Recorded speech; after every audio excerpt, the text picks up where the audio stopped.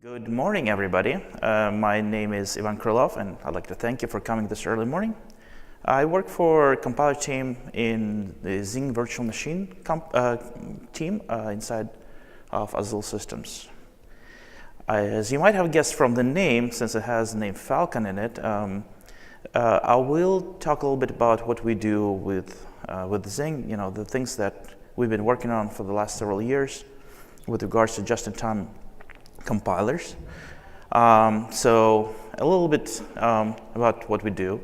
And the second part of the talk, I'll be talking about the kind of the landscape of problems that not just us, but all ahead of time vendors, ahead of time technology engineers are facing. So this second part will be generic no matter what VM you're using or plan to use in the future. So let's start. Brief introduction. So Zing is a virtual machine that has been around on the market for over 15 years, and it's best known for super low pause garbage collection, and it solves a lot of problems there. It eliminates the need to do a lot of workarounds. But I will be talking about the compiler stuff, which is far more recent. So if you'd like to learn more about Zing or other things that we do have a booth at the expo area. So come visit us there. So to set up the kind of the background for this talk, I would like to go through this quick diagram. So hopefully people are familiar, but anyhow, I'll remind that typically you write code in a language like Java, and it comes to Java C compiler, and then Java C produces a bytecode. And then this bytecode comes to JVM, and the VM will read these bytecodes, will interpret the classes, do dynamic verification, linking, and after that, interpreter will run the code that you have that have encoded in classes. And while doing this run, not only interpreter does the logic that's encoded there, but it also collects something called live profile. That's the green arrow there. And when the method is declared to be somewhat warm or hot, then one of compilers, or there are multiple compile threads. One of the threads will start compiling. It will use the method data and also the collected profile. And when compilation is done, then the method will be installed. And when the method is detected even more hot than it was before, it will be recompiled with a top-tier compiler. And the unlikely event of a failed speculative optimization, which does happen because JIT compilers do a lot of speculations about the class hierarchy and other things, the de-optimization will take place, and the execution of this particular method will continue in the interpreter or lower tier, and thus completing this circle. So this is the kind of the background. I will refer to this picture later on. So Falcon is our new JIT compiler that's based on LLVM framework. It's based on LLVM. That's it in a nutshell, but let's go into some details. So first of all, LLVM. I realize that many of you are not working on native languages. So for those who haven't heard, LLVM is a framework to build native compilers, usually for non-managed languages, and it's fairly popular. So LLVM is used in a bunch of projects in Clang compiler, in Swift, and in a lot of projects. So many of you are here, running, let's say Macs. So chances are you're running things that were compiled with LLVM-based compiler. So we are based on LLVM as well. Unsurprisingly, Apple is among the big contributors for LLVM. So is Google and a bunch of other companies, and we contribute quite a lot to LLVM as well. What's important, though, is that there are something like over 500 people, over 500 developers contributed to LLVM project, which makes it probably a bigger one than, let's say, Hotspot itself. I mean, it's hard to compare one to another. These both are big numbers, but it's a huge project. It's a lot of engineers, a lot of engineering power devoted to making better compilers. And let's see how we use it. So a typical LLVM compiler consists of three parts, just pretty much as you would learn it if you were to take a compiler class at university. There are three distinct phases. There's a front end, So in case of, let's say, Clang, that's the one that processes the C++ language and prepares something called LLVM intermediate representation. That interpretation goes into optimizer, and the optimizer also produces intermediate representation, but optimized, therefore it's called optimizer. And this one is shared by a lot of compilers, and we get to share this as well. And on the right side, you have backends for different platforms. What's cool about it is that big chip vendors like Intel contribute a lot to backends. So we get to leverage all the work that they do for, let's say, Clang compiler, as they optimize the backend, and therefore our backend is well tuned for x86, and ARM optimizes the ARM backend. So this is a big picture of VM and LLVM interoperating with each other. So we have written our own front end, which parses bytecodes and produces LLVM IR. Not only parses bytecodes, but also injects all the profiling information, so the collected live data, and then goes to the optimizer pass, then the backend, and then goes to the code cache with the installed method. So that's the interop between VM and LLVM. The optimizer consists of multiple passes. It's not a monolith thing. There are passes that we created on our own. There are many passes that we've sort of taken from Clang pipeline. I'll talk a little bit more about that. And also what's new about it, so Clang traditionally is designed to compile non-managed languages like C++. While JIT compiler does need to ask a lot of questions, let's say about class hierarchy, things that are usually not encoded originally in the initial IR, and that's why we create this mechanism called VM callbacks. It's therefore a new addition to LLVM. The mechanism itself is fairly agnostic, so it could be used for other managed compilers, maybe for CLR or things of that nature. But we have created only the JVM interop. So we had to add a number of things to make it all work. So the first one is, the original LLVM pipeline was not aware of GC save points, and compiler needs to be aware in order to place in distinct times places where we can save point and pause for GC to do the work to do relocation. So relocation was a key concept that we added. The second one is the optimization save point. That's mostly the same. It's the moments of time when the runtime realizes the prior assumptions that were used for compilation no longer hold true, and we need to invalidate method. We need to bail out to interpreter or whatever is left available, and schedule recompilation of the same method now with the new set of rules that are now in place. And we also had a number of Java-specific optimizations. Largely, they are all around these speculative optimizations that we had to add. Okay, so what are the good things that we got from moving from the legacy C2 to LLVM? Well, one of the things that we got immediately for free is support for new chips, for new hardware that's coming. For example, it took us really 0 days to add support for AVX 512, and the reason is that all the work was done by Intel in the LLVM upstream, and we just went to Amazon, grabbed a box, and saw that indeed AVX 512 instructions are being emitted, and overall vectorization is done very well at the LLVM framework. It is showing to be very profitable on a bunch of arithmetic benchmarks. With the new code base, we can work on features much faster. There was a talk that was given earlier this year by my colleague Hannah Thomas at the Language Summit, JVM Language Summit, earlier this year. And here's a link that you can watch. It's an entire talk dedicated to truly final optimization. What is neat about it is that we approached this problem a long time before, and we had a prototype encoded in C2, but we never were able to turn it on in production because of a tail of bugs. With Falcon, we implemented it. It's working. It's available now.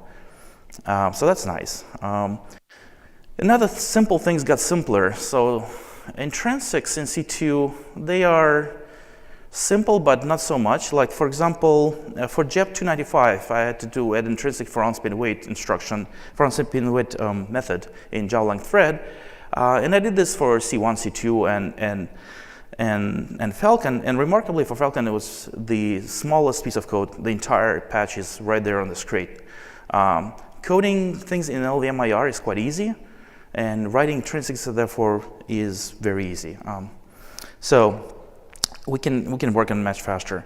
Now you might be wondering, oh, that's all good, but what about performance? I will show you kind of hints on where we stand with performance right now. So our first goal was to phase out our C2, and our C2 is different from hotspot, but they sort of have the same origins. And in our measurements, our Falcon blows out C2 across the board. So we turned Falcon on by default, and our customers for the last year and a half are running Falcon in production with almost no exceptions. That though I think there's one or two customers that still on C2 for specific reason, but otherwise everybody's on Falcon now. Looks pretty good against other VMs. Let me show a chart.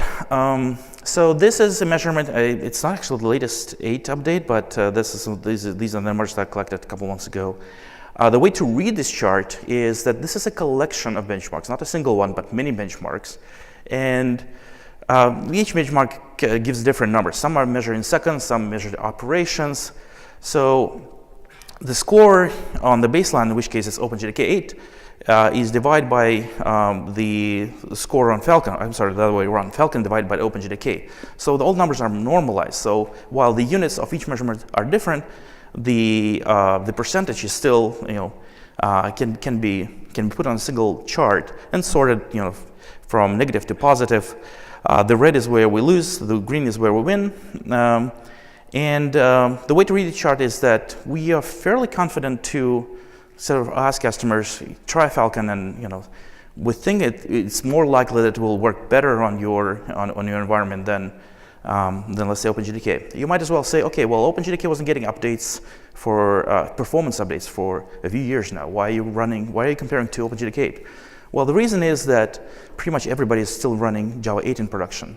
And the fact that other vendors have chosen not to do performance updates in 8, well, it's their choice. I know that our customers run Java 8, and therefore month to month they benefit from more features that we add to Zing. So we're still investing a lot into optimizations even in Java 8. This is a chart for Java 10. I don't have numbers for Java 11. We don't have Zing 11 yet. It's still in works, and even Falcon 10 was a pre-release, but it's showing a lot of benefits there as well. Okay. Enough about Falcon. So the next thing to talk about is ReadyNow.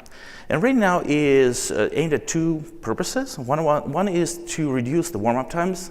Now you may have heard by now many talks about ways to reduce warm-up times, like class data sharing talk that was done yesterday. And there are many components that contribute to the warm-up time. And this one is specifically about class loading and about the time that's spent to collect this live profile data before actually compiling a method. The other thing I mentioned before that is that JIT compilers do speculate a lot, and every once in a while these speculations fail for a number of reasons. With persistent information from one run to another, we can avoid those incorrect speculations and or failing speculations, so that we don't have to decompile and recompile methods over and again. It not only helps with latency times, but it also helps to reduce CPU usage, because every compile is some sort of a CPU utilization, right? This is achieved by storing a persistent file, persistent information. We actually implement this as a disk file. Could have been a record in a database or whatever, but we implement this as a way to store this on the disk, and actually it looks like a log or even a journal.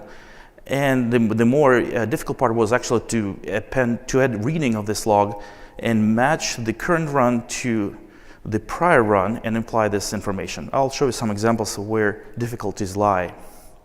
Let me give a bit of terminology, because profiles are everywhere. You might be checking your Facebook, so there's a profile there. You might be running your text editor right now. There's a profile there. Profiles is an awfully overloaded term. For the purpose of this talk, I'll be talking about two kinds of profiles. One is live profile. That's the information that, like I showed in this chart before, that's where interpreter or low-tier compiler collects some information about how it runs, and then it goes to the compiler. So that's information that's collected live as the application is running in the lower tier. The persistent profile is the same kind of information, but now we save it for the next run. So it needs to be accompanied by information about classes, class hierarchy, things like the various assumptions that we were doing that are holding true for members of this class. And if we generalize it, a full live profile is a collection of all methods profiles, and full persistent profile is a collection for the of all methods and classes that were seen in the VM. So it's a sort of entire application profile. All right. About the performance, the best way to show it is basically this is the latency chart from the beginning to the end of first 5 minutes. And the difference is, of course, there in the very beginning, where with ReadyNow, we don't get quite to 0. There is still some overhead there, but still the chart looks way better, which really helps people that, let's say, are doing trading. For them, the first 5 minutes, let's say, of a market open is the most critical time for trades, for operations, and really helps them that the VM is warmed up and ready to perform that trading right at the beginning. So that's a warm-up chart. There is another talk that's given by another colleague, Douglas Hawkins, earlier this year at JPoint 2018, where he talks pretty much only about ReadyNow, some design choices. It's a full-hour talk. I encourage you to follow this link and watch the entire presentation. My topic is somewhat different. So let me introduce you to compile stashing. That's sort of a next step after ReadyNow. It is a way to save and later reuse top-tier compilation. So we take Falcon compile, we save it on disk, we append to it a bunch of dependencies, or what were the assumptions that under which this was compiled, and later on we used. Later in the subsequent runs, we can use those compile methods. This works actually not just for JDK, but also for user code. And the challenges are somewhat similar to Java ahead of time, and I'll be talking about those later on in the talk. So this is a chart I've shown you before. Let me redraw it for you. So there is really a distinct API between the VM and the LLVM, so the compiler, initial IR, questions, answers, and finally machine code.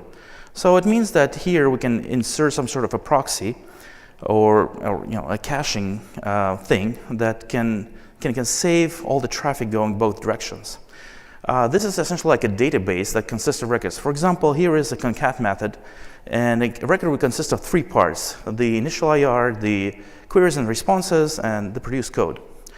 Our compiler is deterministic. That means that if the initial IR is the same, and the queries and responses are the same, or the responses are the same to the queries, that means the produced machine code will be exactly the same, bit to bit as the same. In fact, we have a validation mode that checks exactly that. What it means that we can take the JIT compiler now out of the picture and just talk to stash, just talk to this database, and backfill only if the database is missing a particular method. So that's kind of nice. There was a talk that I and my colleague Artur Pilipenko gave in Stockholm at JFocus, and you can go ahead and watch it. It talks a bit more about the design of LLVM and compile stashing as well. I will switch to challenges now. And as I mentioned before, these are challenges to us, but they are also challenges to other people that do ahead of time compilers, or this is not really ahead of time, this is more ahead of time like, but still. All right, I'll be talking about these 7 problems, one by one, going through simple examples. So the first one is class referencing. So consider the following method, and it has simple wrapper around a map.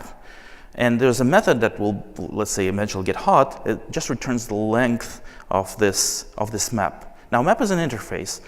So a profiling data would probably include that, let's say, in the scope of this application, we only use hash map.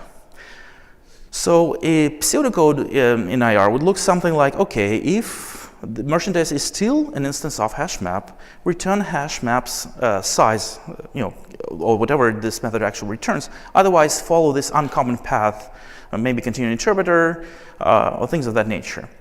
There's a lot to say about here, but the interesting part is, what about this guy? How is it encoded in VM? Almost in every VM, classes are encoded as pointers to in-memory structures. So there's some arbitrary address that's encoded right into the IR. These addresses is where the class was loaded into, and therefore it all works, but only for the duration of the VM. In Zing, we do something different though. We actually identify classes by class IDs, so we have an extra level of indirection here.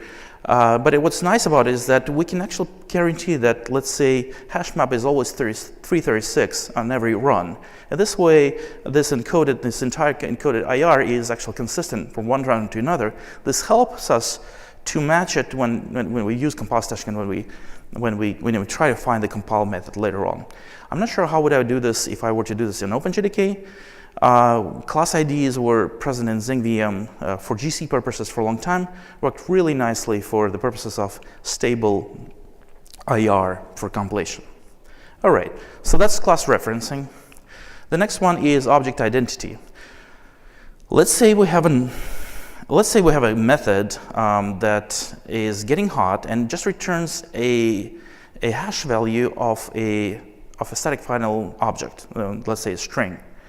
The compiler would be smart enough to see that since the object is final, it doesn't change, the hash value doesn't change. It's guaranteed by the specification. Therefore, here in order to print, just can print some value.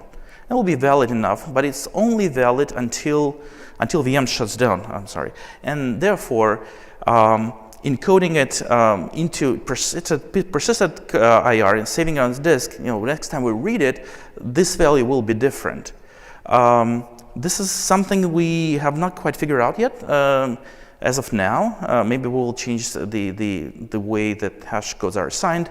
For now, we simply ignore methods that contain hot methods that contain hash code. We don't save those on disk because we will now match those.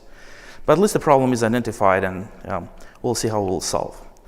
Okay, profile normalization. Here's another fun one. And here I will introduce to you now what a profile actually looks like, the one that I mentioned to you several times before.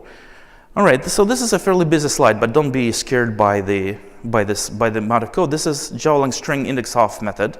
I picked this one specifically because it has a bunch of conditionals, if statements. So a live profile will consist of a bunch of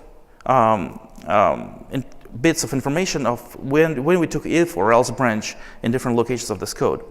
So we see this code with the source code on the left, but the VM sees actually the bytecode sequence. And the way that VM decides which bytecodes are interesting to profile is just by going one by one and okay, let's start with 0, A load, not interesting to profile. Going down to 7, okay, this is if greater or equal. Okay, so there's a condition, it can be true or false. We'd like to know how many times we're true or false. And in my particular run, we were always going to false branch here, so never had to bail out here in the first line. Next interesting bytecode is 17. In my run, it was like 1/6 were true, and other ones were false. And this way it's going through all the other conditionals that are present in here. Profile does not consist of just conditions for the branches, but this one is kind of the easiest to demonstrate. Okay, so so this is the collected profile for a given method. Now what you notice about this is that the values, what the compiler really needs is the ratio between true and a false, but the collected values are actually integers of like how many times we saw it. That means that in the second run, let's say at BCI 7, it can be not this particular one, but it can be 2,500 or 3,000. We just need a way to match the proportion. And therefore, in order to persist this information and match it later on, we normalize these values, for example, for the factor of 10. And this way, we are way more likely to to find this method in our safe stash as we were without normalization. So normalization of profiles and profile counters helps us to find methods in persisted either profile or compile stash. Okay, let's talk about instrumentation for a moment and why does it kind of introduce a problem. Okay, so let's look at the same guy, Java string index off method, and let's say you're using some instrumenting agent. For example, you want to know how many times with this agent, you want to find out how many times did we enter this method. The way that instrumenting agents work is that they inject some bytecodes somewhere into the method. For the sake of example, I'm injecting some bytecodes into the front of the method. So it looks a little bit like this, in Java code. We have some counter and then the logic of the code. The VM, again, the VM does not see the sources. The VM sees the bytecode sequence, so it will see something like that's shown on the right. The things are in the blue square is the original method, but now we have everything kind of shifted down because remember we attribute all information by bytecode indices, by bytecodes, and now all bytecodes have shifted down because we need to inject the next instruction to the top. All right, so our interesting bytecodes now used to be 7, now 10, 20, 28. All right, let's compare. So this green is without modification, red is with modification. Suppose we save green into our compile stash or into our ReadyNow. Yes, it saved information about whatever was in the blue, but the bytecodes are now different, and therefore it's simply not possible to match left to the right. So the lesson here is that when code gets instrumented by an agent or by hand, if the code gets modified, it's simply not possible to match what was prior to modification to what was with modification, and the only way to do so is actually to reprofile it once again.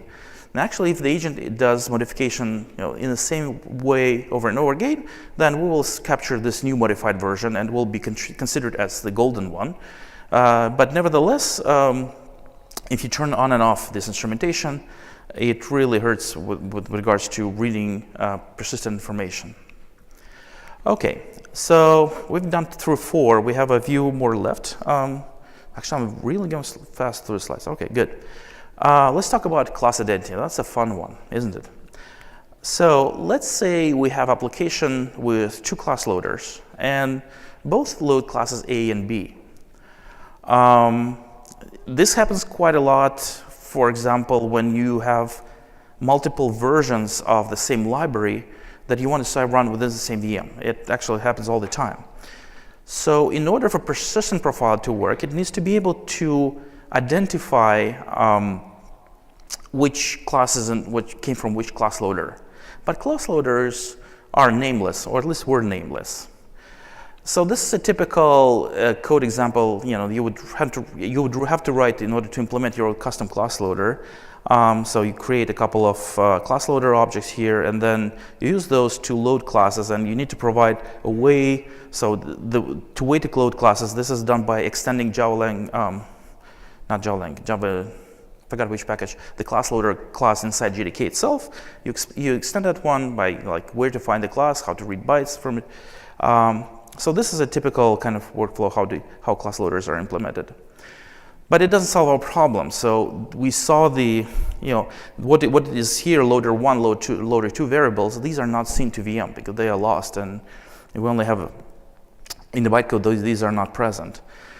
Fortunately, in Java 9, there is a new API starting from Java 9. There's a way to identify class loaders. You can tag them. You can provide them through the extra parameter. Okay, this is my class loader, so it actually passes to the original class loader name as the first parameter. And this way, class loaders can be tagged. They can finally get a name. So now in this picture, I know that this class was A's class foo, and this on the right it was B bar's class A, I can distinguish one from another. And this is important to be able to match, let's say, profile from one version of a library that was used in one class loader from a different one, or the same class but that was they actually execute different pattern, because classes in different class loaders, they actually are different instances. For example, the static fields, like static final variables in two classes, can be different on the left and the right. That's why we need to distinguish them. Well, about class loader names.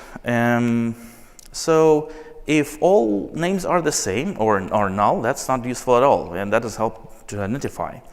If class loader names are unique, it's like random or containing timestamp, that also doesn't help to identify them between runs. So my shout would be to give class loader names that are unique between within the run, but repeated or persisted across runs. Something that resembles semantics. Okay, I'm creating this class loader to for this purpose. For, let's say, it's a log4j. You know, it's a class loader that has log4j classes, and so tag it this way. And this way, those can be easily identified in persisted log and later on read. How else do we identify class loaders? Well, I talked about name, but if names aren't provided, then we also have automatic class loader identification. This is done pretty much by pattern. For example, class loader one unidentified class loader had classes A, B, C. Another one had class A, B, and D. We kind of see these patterns, and we can say, okay, this one is actually what used to be foo, and other one is bar. So we use this kind of pattern matching to identify. But this works reasonably well when class loaders are working for very distinct purposes. I should also mention that class loader tagging or class loader naming, as shown with Java 9 example, we actually have API for Java 7 and 8, but since only Zing supports it, only like our customers really use it. But I'm very happy that starting with Java 9, there is a universal way that everybody can use. And also what's interesting about it is that, let's say with threads, you can leave a thread without a name, but you can also give a name to a thread. And it's much easier to read exception, stack traces when you have threads named. Similarly with class loader names, it's much easier to understand where did it happen if you named a class loader, where if you just left it nameless, it's much therefore harder to find. Okay, that's class loader. The another problem is generators. Generators are pretty much, class generators are pretty much everywhere now. For example, let's talk about Lambda Meta Factory. There were some examples, I think, yesterday about Lambda Factory and things that are changing with latest JDK, but we're talking here about Lambda Factory in Java 8 or 9. I'll be going through an example that will be like a university-like example, a class that computes an integral over square and cube functions. So let's say we have a square function and a square class that wraps around a lambda that simply computes, square of two fields, and we have a cube one that wraps around the cube operation. All right, now let's have this is a university-like compute integral function. It's nothing particularly interesting. Okay, so let's compute integral of a square and a cube in two different threads. Now this computation is stateless, and actually that's what threads are for. These are independent calculations. We want to do them in parallel threads. So that's all good. The results will be correct for square and cube, no matter what order they happen.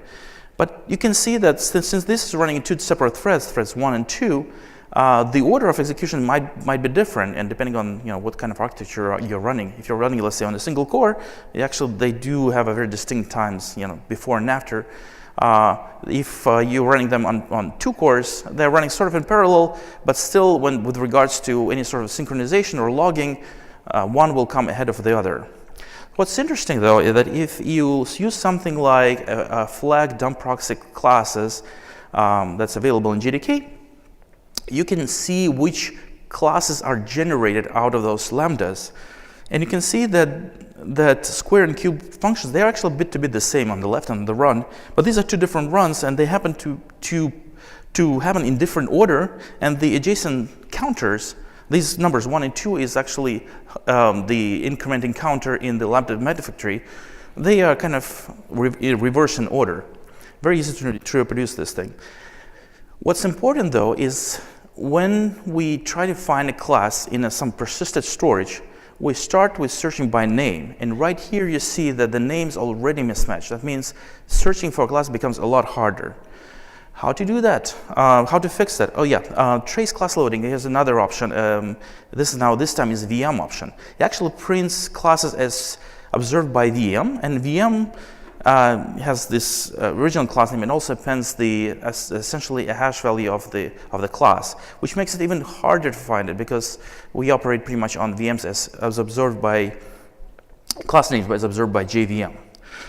So how do we solve this? Well, we implement one kind of simple hacky solution that we hacked on Lambda meta factory, and we do name normalization.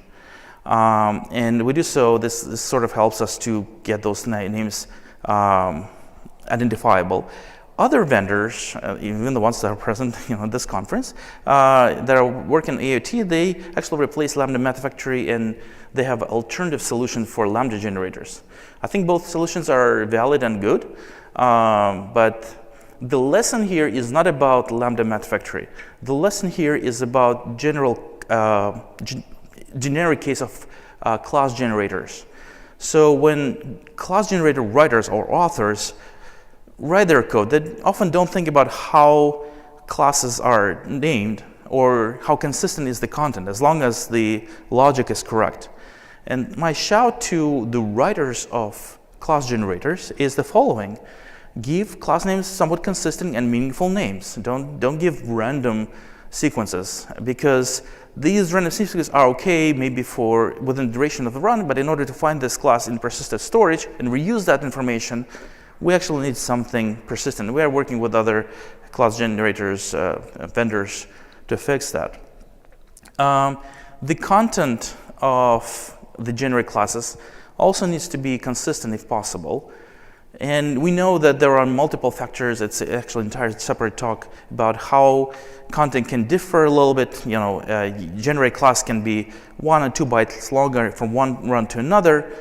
It's worth to try to make consistent generators, and this way it really helps with AOT solutions and really helps those persistent profile-like systems like the one I'm describing here today. All right, so we're down to 6. We have one more left. We have 10 minutes left. Good. Static initializers. All right, that's another fun one. Let me give a bit of definition. So method bar requires class foo if it means that when we need to compile class bar, class foo needs to be loaded and initialized. Oftentimes that isn't a very strict requirement. However, in order to do a performant compilation, foo needs to be oftentimes initialized. I'll show you why it's important. Okay, so the language specification says, one second. The language specification says that class can be initialized when it's first used and not before. Okay, so this is a long text. I'll show you a very quick example of how is it supposed to work. Let's say method bar is compiled at 11:30, and it requires class foo. And let's say this class foo is first used at 10:30. That means the foo needs to be initialized at 10:30 and not earlier. Now, if you want to initialize it early for whatever reason, and I'll explain you the reason why, the question is it a legitimate optimization? Is it possible to move it early? Why do we want to initialize class early? Because we want everything to happen early. Like what I'm talking about today, things like ReadyNow, they try to push events to the beginning of the line. So we want to compile things early because we already have all information. We want to have methods compiled before they are used for the first time by the application. But in order to compile bar early, we also need the required class foo to be initialized early as well. And this does raise a question, is this a valid optimization? Is this a valid thing to do? First class foo with a simple field. If you look at a bytecode sequence, there is no static initializer. Totally safe. You initialize it at 11:30 or 10 or 9 o'clock, it doesn't matter. this class can be initialized at any time. It will be exactly the same. Another one, all right, so we have an integer, a final integer of 42. It does have a static initializer block, but it's relatively trivial. 42 is 42 always, so it doesn't matter if we initialize this class early or later, it will be the same. All right, let's look at the third example. Now this time we have a timestamp in a static final field. All right, so what it means is that in the original semantics of a program, this timestamp needs to be set to 1030 because that's when the class was first used at 1030. And if we want to compile this method early, we would need to move class initialization also early. This would mean that Buzz would have a timestamp value of 930 now, which clearly breaks the semantics, breaks logging. Timestamp is the easiest example to come up with. It's sort of most visual, but when it comes to class loader events, class order sequence, it's quite easy to see things keep getting broken when people try to move class initialization early with breaking the semantics. So a smart VM needs to be able to prove that moving class towards early initialization is safe to do and does not break semantics. I know that some VMs provide a flag that if you specify -XX, and then something, and this will make all classes compile early, this will help the AOT problem, but with this flag, it's very easy to break semantics of applications. So try to stay away from those. I will not name the specific flag names because I don't want to advertise other products. But this is a lesson that we learned sort of the hard way. Actually, you do have that flag, and we keep telling don't use it, and until I guess we take this flag away completely. The code that I'm showing you here is a static initializer for it. Now you might be wondering, okay, so this is if I just don't write classes with static initializers, maybe I'll be okay with that. Well, you see some static initializers in very surprising places, not to mention the libraries that you're using, but even in your own code, for example.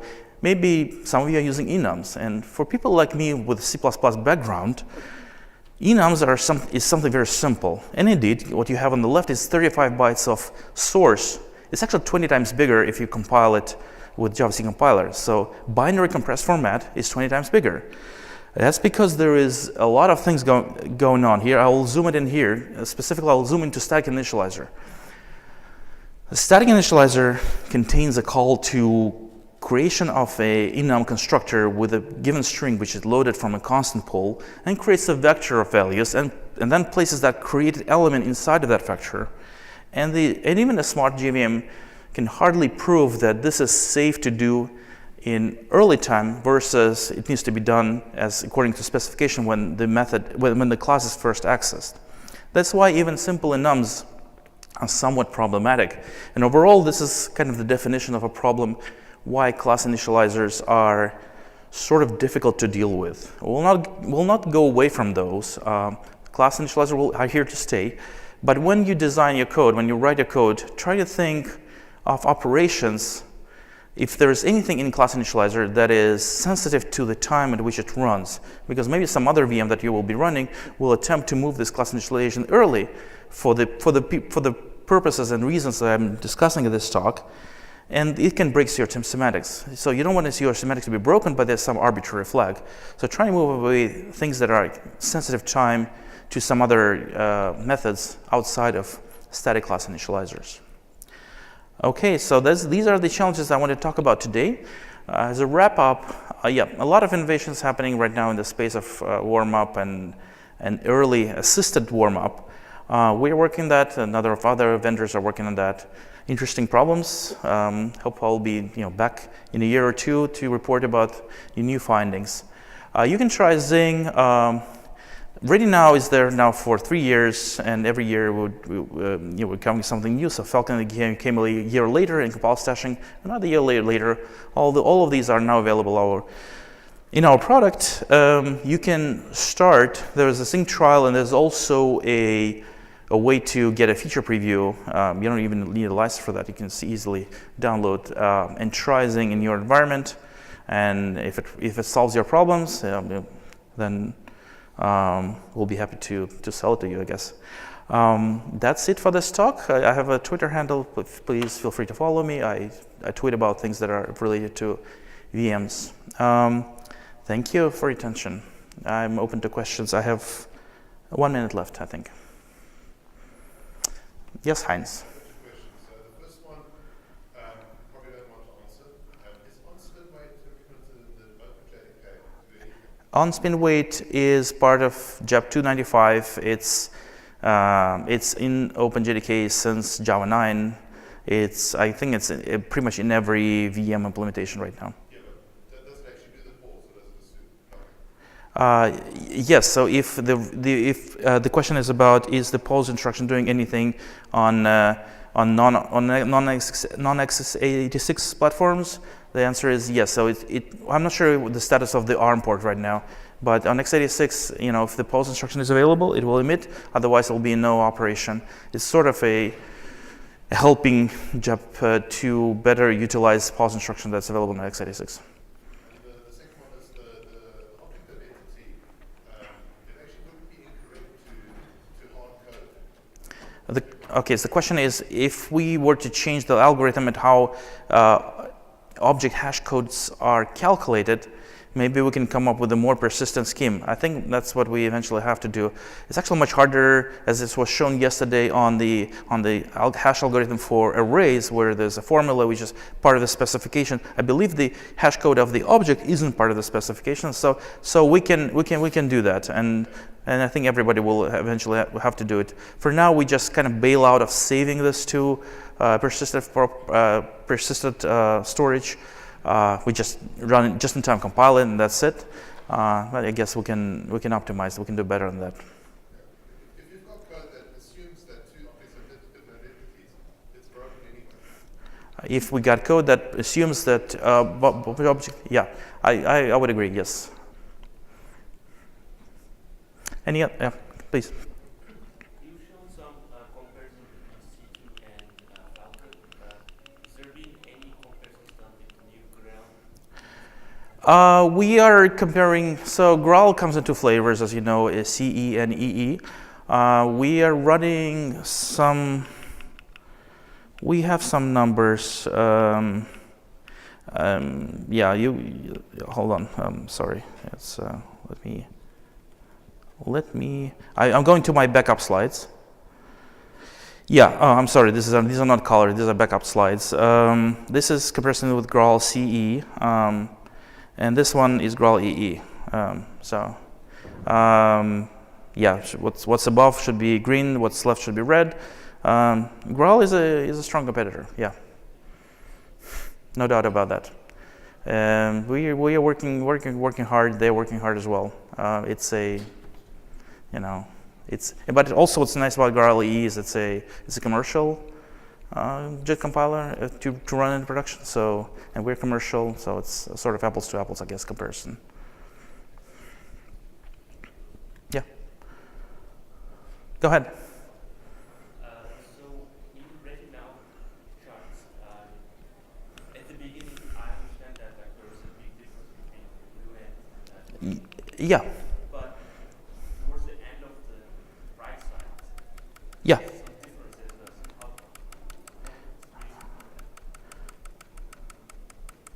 I'm sorry, I'm clicking through. It's yeah. What's the difference? Why there is Yes, there are more spikes in the original run. These are the optimizations, I believe. I haven't checked very carefully every single spike, but I think the fact that green is sort of more stable. These are the effects that we.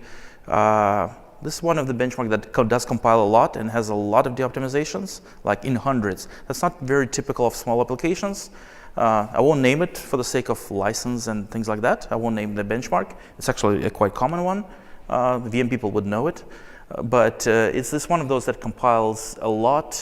And yeah, we by using ReadyNow, we actually are able to remove some of these speculations that fail to be wrong, and therefore we don't recompile. That's why we have lower spikes. Think that is it. I will be around. I will also be at Azul booth. That's right next to Pivotal in the expo area. Feel free to come up to me and chat with me. And thank you very much for your time, for your attention.